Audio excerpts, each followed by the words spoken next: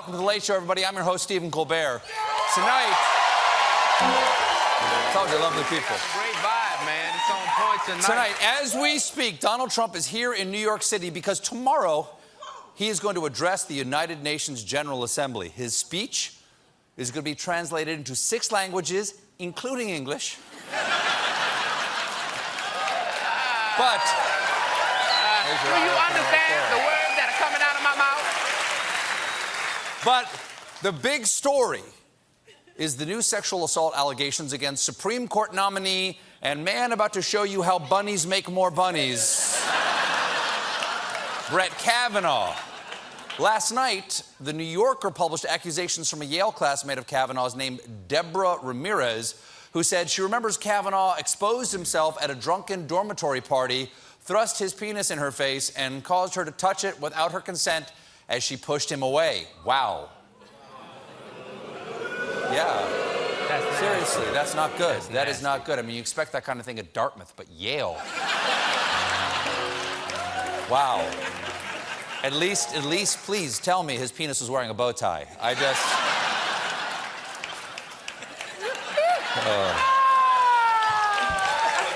We are poor little lambs. Now, Ramirez acknowledges that she has gaps in her memory, because she had also been drinking that night, but she remembers that somebody yelled down the hall, "Brett Kavanaugh just put his penis in Debbie's face."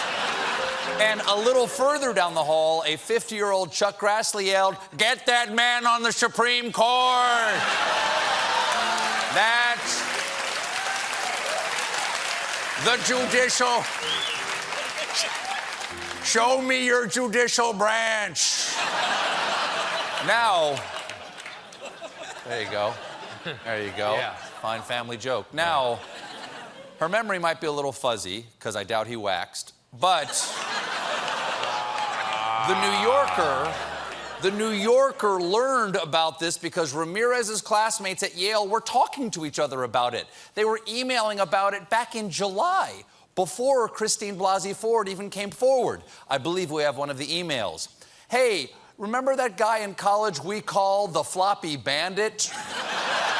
Turn on CNN." Obviously.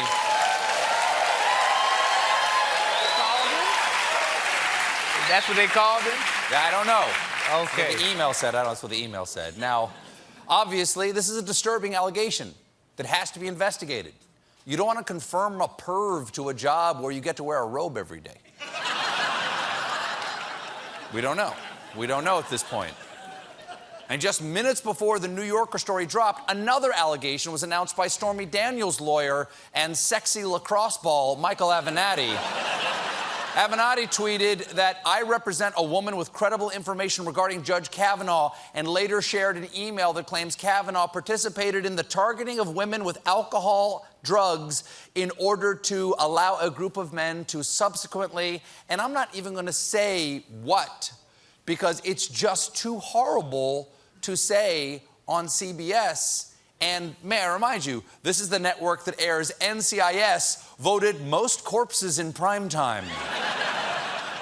Now, proudly. Now, they won the Emmy for most corpses in primetime, I believe.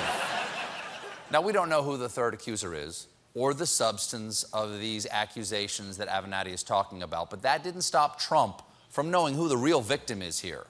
There's a chance that this could be one of the single most unfair, unjust things to happen to a candidate for anything.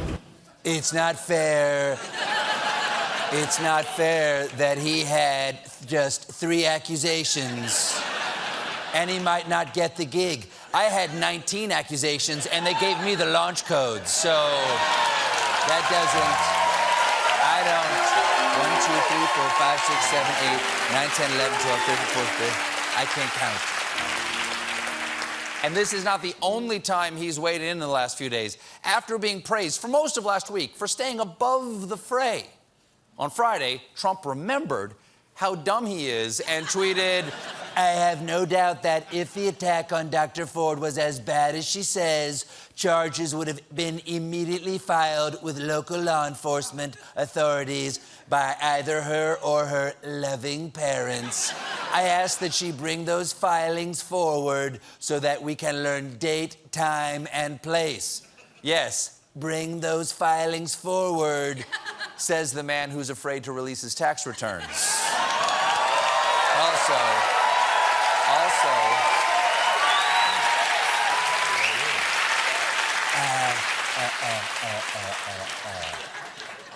Also weighing in was chairman of the Judiciary Committee, an old man at the crossroads telling you to go back!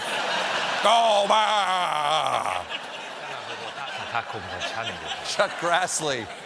Grassley spent days trying to pressure Blasey Ford to testify as soon as possible, then pushing back the deadline multiple times.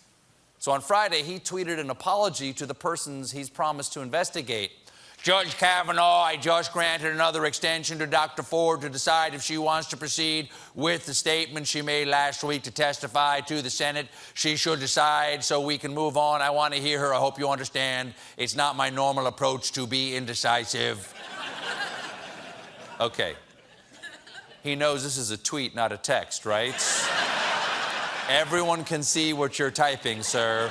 Dearest Judge Kavanaugh, I hope this Twitter letter finds you well. Love to the missus. Sincerely, Senator Grassley. Now to put this phone in an envelope and send it to you. Love, Chuck.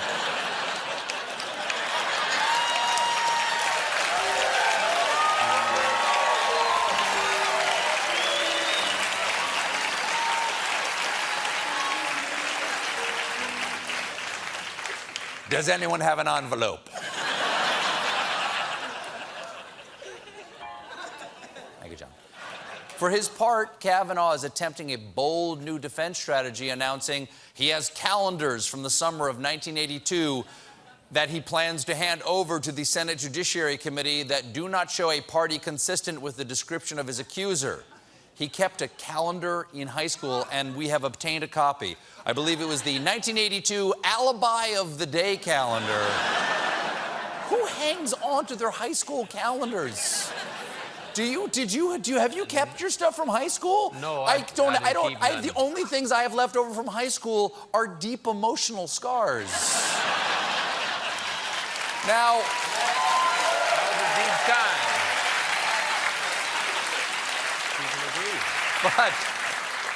but you keep those fundraising letters coming.